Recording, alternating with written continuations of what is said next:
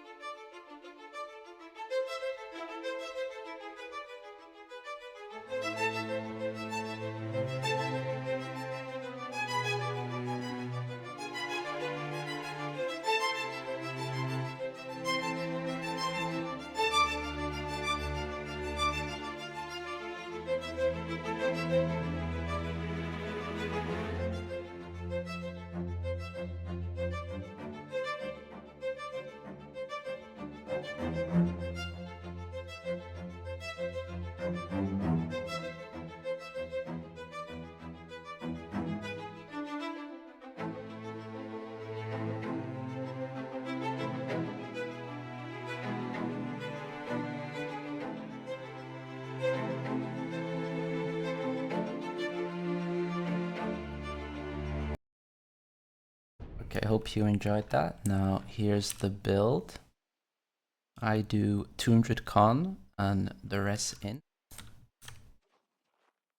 My axe has 14 strikes as the perk, because all my abilities have grit and my heavy attacks get grit. I have a play crit scream void gauntlet. I'd like keen, vicious, or attunement here if I could get it. All my armor is elemental aversion void harnessing. And then either slash condition, burst condition, or a weapon perk.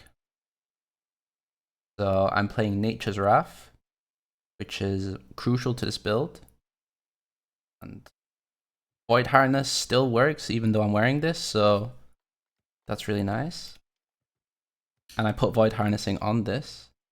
Also, I'm wearing Void Gems, which still works with Nature's Wrath, which is why the damage is so big. I have one Oblivion piece. And then this piece has health, but I would like to change it to conditioning. I'm wearing Phoenix with Flame Protection as my amulet. This is up to whatever you want. You can wear Ankh if you want, if you like it. Endless First. I chose this because this build is quite good at getting kills. So I chose Phoenix, but I will admit it is hard to like get it to proc, so you can change this if you want. Now the ring, I have Void Damage, Hearty, and Purifying Heart, which I actually really like. But Healing Breeze is bugged right now, so if you can get Healing Breeze here, it works on Shirking Heal procs and Healthy Toes procs, so keep that in mind if you're getting a ring. And then this is my earring. Now I played this rune because Dark Ascent actually does void damage. So all this Empower I am stacking with void contributes to this, so it hits really hard, as you saw in the last clip. And I'm healed for the amount I hit for, so I really like this rune with this build. And these are my resistances. Okay, now onto the talent trees. First, I just want to quickly add up my empowers here. So I have 20 here in the gear, 7 here from the ring, and then a honing stone would also give me 7. So I have 34, and importantly, Bloodlust does work, which gives me my last 15. So I have 49% Empower and then 20% Nature's Wrath damage on top, which is why I do so much damage. Now, these empowers won't work, so no point taking them. This is why I do this tree. These are all just nice passives.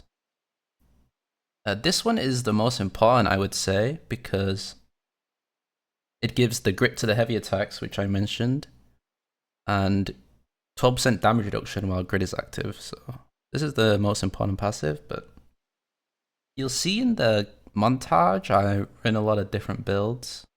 This is the one I finally ended up on as being my favorite, but most people, and I agree a little bit, would say that Maelstrom is a better ability than Execute, so I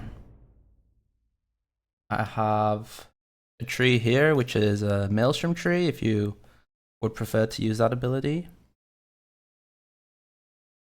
I'll let you look at that for a little bit. I still take Whirlwind on both builds, because it's almost like a second charge, so if you treat like a second charge, it's just really good. And yeah, I just prefer it to Reap, which most people, I think, are wondering why not run Reap. The problem with Reap for me was it doesn't have grit, so it wasn't getting Falling Strikes damage. And it really plants your character in the ground, so you just take a lot of damage, and if you don't get a good one off, the person you're trying to Reap will probably just beat you up anyway, so I wasn't a fan of Reap. And then here is my Void Gauntlet tree. Orb, Oblivion, and then just full this side. A lot of nice passives. Nothing in this side is useful, and this one is just the right click reduction, so this is a tree.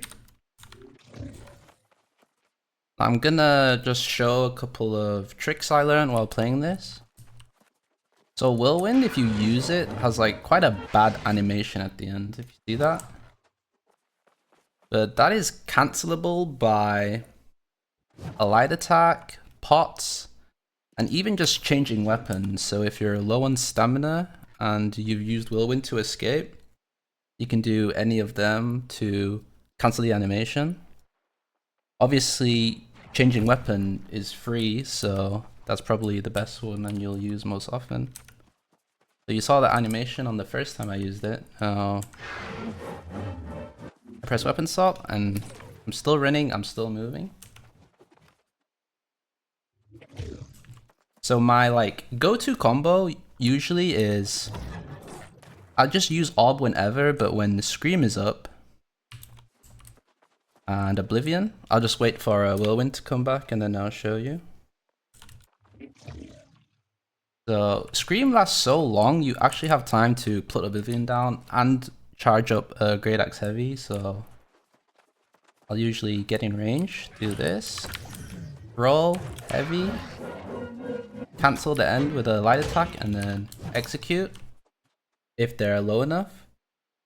And that usually like forces all their stamina so I can just get a charge kill at the end.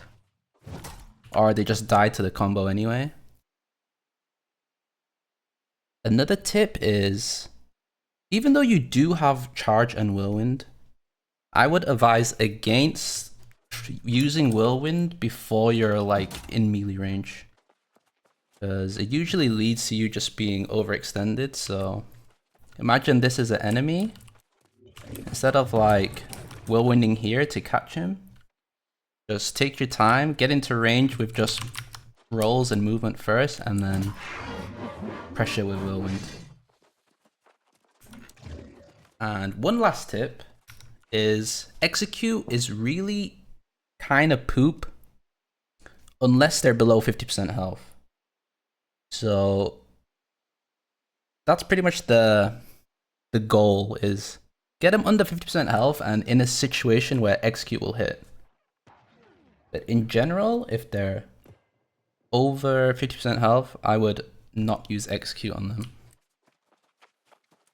Oh, actually, one more. The heavy attack recovery is really shit too.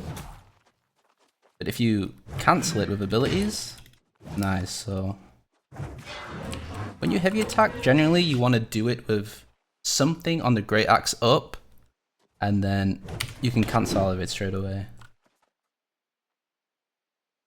But yeah, that's all the tips. If you want to ask more questions or seen it play more, you can find me at twitch.tv/CharlieT. I'm back to streaming, so catch me there and ask me anything. And bye bye.